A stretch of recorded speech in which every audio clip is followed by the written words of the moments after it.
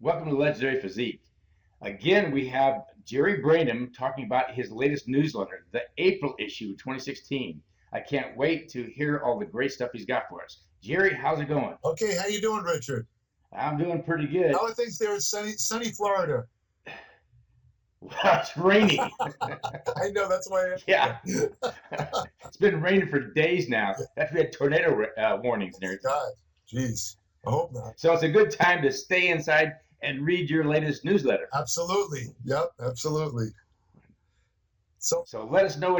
Give us a peek preview of what we get to read. okay, well, the first article I've heard for years, you probably had this acid alkaline controversy. How especially regarding those of us involved in bodybuilding, we eat protein foods. Some of the amino acids are acidic in nature. When they metabolize them, they actually produce metabolic acids. And the idea is that this is bad for your health in the long run, and you need to balance it out with alkaline foods. Now, if you speak to most scientists and doctors who study pH, which is a measurement of the acid alkaline level in the body, they say, "Oh, ridiculous! That the pH balance is there's so many buffers, there's so many controls. It's a nonsensical thing. It's a total waste. It's a fad. It's bull, in other words." But the truth of the matter is, there is something to it, especially if you're on a very high protein diet. So in this first article related to acid alkaline, I'm going to talk about the truth, the actual truth, how it does affect you, how it affects things such as bone mass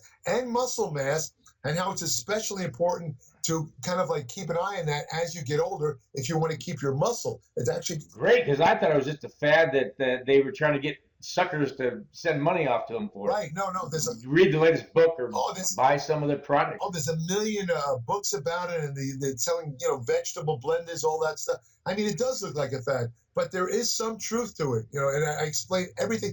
You read this article, you won't have you'll have no questions about it. Let me. I can't wait. The next, What else you got for us? next one, okay. You could talk. There's so many things to talk about when it comes to protein, as we both know. Oh yeah, I've already written like a couple of dozen articles in the newsletter about protein. but I always learn something. Yeah. There's always something new. Oh no, I never replicate myself. It's always Yeah. stuff. But the thing is, one question is that they found that, and I mentioned this, that there's a thing that when you get older, you don't handle proteins the same way as when you were younger. And it turns out that some proteins are actually better for you once you get past, especially older age, and then you got the young person, the older person. But what about the middle-aged person?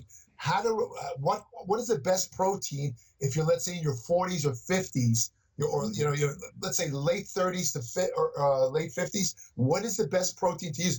In my research, I not only found the best protein sources for that age, but I found one particular protein that not only does it not help you build muscle, but it also attenuates it blunts your strength gains.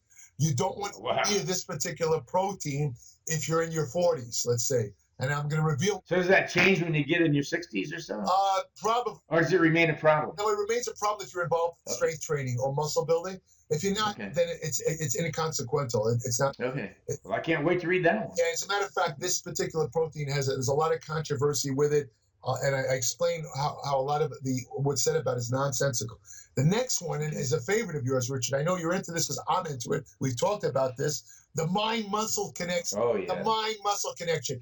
Arnold, remember the famous line from Pumping Iron? When I worked my biceps, Arnold says, when I trained my biceps, I imagined my biceps as mountain peaks. Yeah. And everybody read that and laugh and stuff. Oh, that's Arnold. It's Arnold saying a fancy line. But the truth of the matter is there is something to it. And I wanted to research this. I was curious. I said, because I see all these people in the gym with their little cell phones and they're talking, and they don't. It drives me nuts. Yeah, they don't seem to change it. And I said, wait a minute. Do you really have to have your mind into your workouts? Can you actually activate more of a muscle if you kind of really focus on the muscle like Arnold was talking about? I answer the question in this article. I list all the research related to it, and I give you a couple of methods to maximize your mind muscle. In the article, I think I said something about you probably can activate, get this, about 30% more of your muscle fibers if you put your mind into it. 30% is tremendous to anyone involved in bodybuilding or weight training. Yeah. The last article, Richard, the thing is, most of my articles that I've written in Applied Metabolics, they're not really sexist in the sense, or I should say they're not really aimed only at one gender. In other words, when you're talking about nutritional principles or most exercise principles, they apply equally to both sexes with certain minor changes. But you can't get away from the fact that men and women are not the same. I mean, it's obvious. I mean, it seems like a silly statement to me, but they're Don't say that in front of a feminist, exactly a rabid feminist. right, exactly. Yeah, I consider myself a feminist, but just not rabid. Yeah, right. I am too. And I'm a strong believer in women's rights, and I yeah, have absolutely. total respect. Unlike Donald Trump, I really do respect women, but that's another story. Yeah. But anyway, the point is that now I sound like Bernie Sanders with that. That's another story. No, but the thing is, I said to myself, I need to do a specific article for women. And even though like I say, my past articles have included information that could be used by women, so I found some information about creatine, and I was startled to learn that women handle creatine a little bit differently than men do, and creatine does things for women that they don't do for men.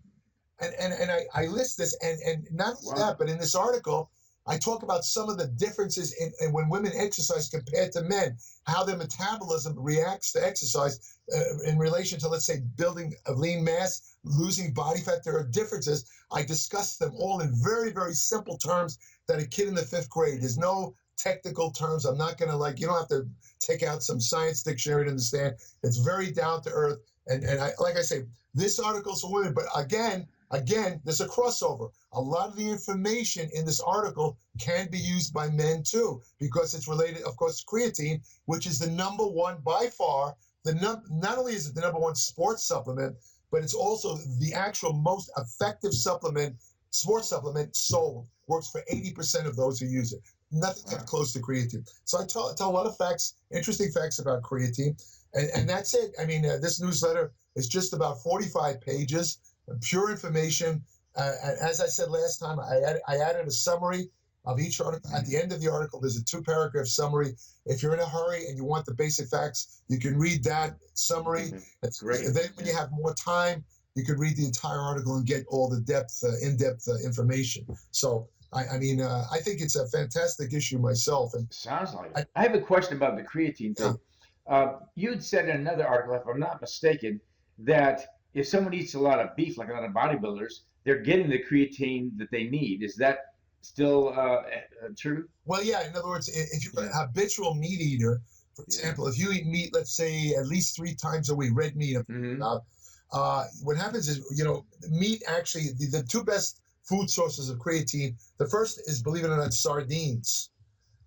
And which I hate. I'll go with a steak. No, sardines. If you want to be a happy bar, open a can of sardines.